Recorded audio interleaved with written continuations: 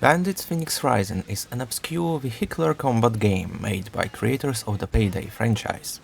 Developed in 2002, it was a PC exclusive and didn't receive glowing reviews on the release date. But since I'm a huge fan of post-apocalyptic aesthetics, I always wanted to give this game a try. Back then, I didn't have access to the internet, and my local shops didn't have Phoenix Rising in their stores, so I wasn't able to play it. Eventually, my memories about it slowly faded away, until recently I saw an old ad for this game and it all came back to me.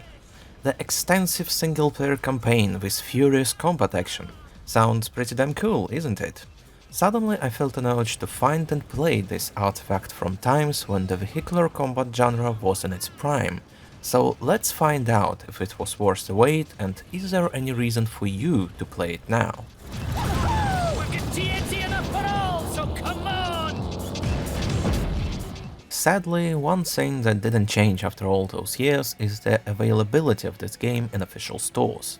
It's yet another abandonware that is impossible to buy, at least digitally.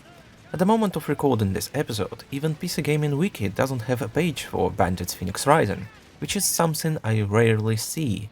That was not a good sign, and when the retail version of this game refused to launch on my PC with Windows 10, I mentally prepared to accept that I'll never play it. Just when I started to lose hope, installing patch 1.1.1 actually did the trick, and Phoenix Rising finally launched on my rig. But unfortunately, my long-awaited post-apocalyptic adventure didn't turn out as well as I'd hoped. To be honest, the game looked really promising after the first few missions. I even started to feel like an archaeologist who found some forgotten treasure. The world of Phoenix Rising is set in a grim future after one particularly devastating world war that left the planet in ruins. The remains of humanity are scattered around the endless wastelands and fight with each other for food and supplies. You take the role of Fennec, the leader of one of the bandit clans, who got dragged into the large-scale war between a few major factions. Along with a sharp-tongued sidekick Rudolph, he's fighting his way through hordes of all kinds of crazy lunatics and religious fanatics. The game offers you to undertake various types of missions, from intense base defense to friendly checkpoint races.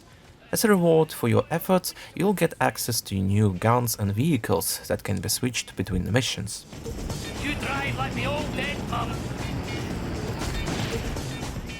The available arsenal includes special weapons like grenade launchers and sniper lasers, and it's a lot of fun to tinker around with it.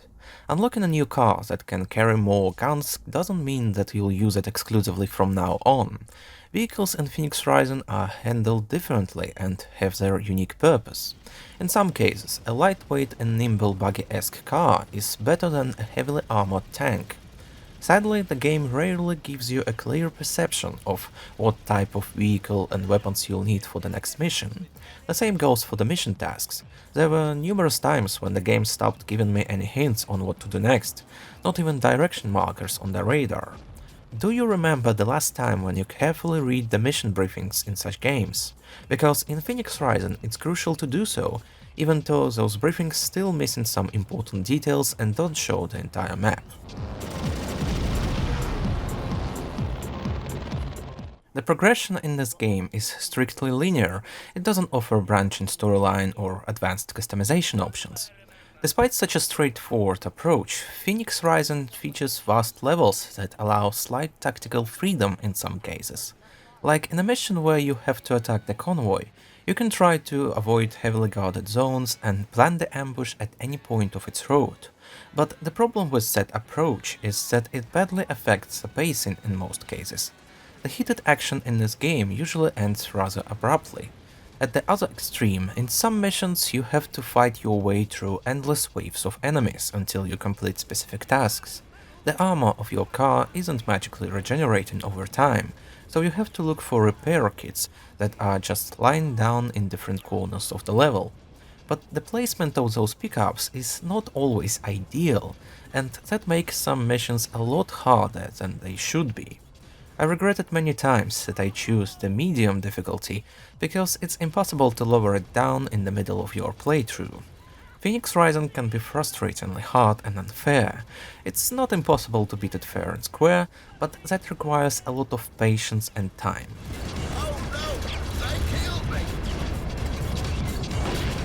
Even though most of the levels rarely take more than 15 minutes to complete, it can take several tries before you beat them. The lack of quick saves, or at least checkpoints during the missions, only makes things worse. It's one of those games that allows you to save your progress only in the briefing menu, and in this case, such limits are absolutely not justified. During my playthrough, Phoenix Rising also randomly crashed to the desktop a few times without any error, and you can imagine how frustrating it can be. Well, at least I've managed to solve this technical issue by enabling compatibility with Windows XP. Once I've done this, the game never crashed again. But still, it really feels like developers used such a problematic save system to artificially extend the time you have to spend on playing this game. Because without all those failed attempts and embarrassing deaths right at the end of the level, I would have been done with it at least twice faster.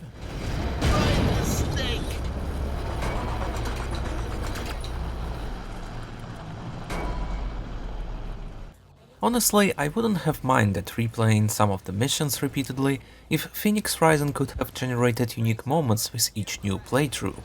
But despite an open structure of some levels in this game, the brain-dead AI kinda ruins the point of coming up with cunning plans for the next task. Enemies don't have any particular behavior patterns and will mindlessly chase you until their last breath. The combat in Phoenix Rising is fun right until one of the enemies gets stuck in the geometry somewhere in the corner of the level, and you'll have to look for this dumbass to finish the job. The physics and car handling are also a mixed bag. The game definitely not trying to be realistic, but driving off-road can be a real pain in the ass. It's also weird that the loading screen tips encourage the player to smash into enemy vehicles, because crashing with other cars exposes some horrible clipping issues. In my eyes, that kind of problem is unacceptable for the game, which main focus is vehicular combat. Phoenix Rising noticeably lacks any ambition and leans toward pure arcade mechanics. The whole post-apocalyptic premise is just an excuse for this entire car combat with guns concept. The storyline can be described as forgettable at best. The game doesn't bother with providing more details about its world or factions. The vast open levels come at a price. The environments of Phoenix Rising are not detailed and rarely have any memorable landmarks. Despite the intense and fun combat, all those issues making it really hard to defend this game. However, there are a few more positive things to say about Phoenix Rising. One of them is a great sound design by Simon Wickland, the guy who did the same job for the Payday franchise, by the way. His work here creates most of the game's atmosphere. The sounds of roaring engines and heavy guns blazing are complemented by a catchy mix of rock and techno music. The good thing about the soundtrack is that it's available as MP3s in the data folder, so you can easily listen to it outside of the game.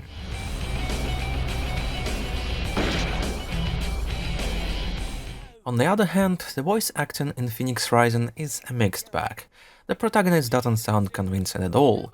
He creates an impression of a complete wuss, not a leader of one of the most dangerous bandit clans.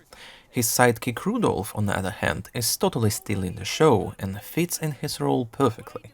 That crazy Scottish dwarf and his constant sarcastic remarks made it worth all the trouble of beating this game for me.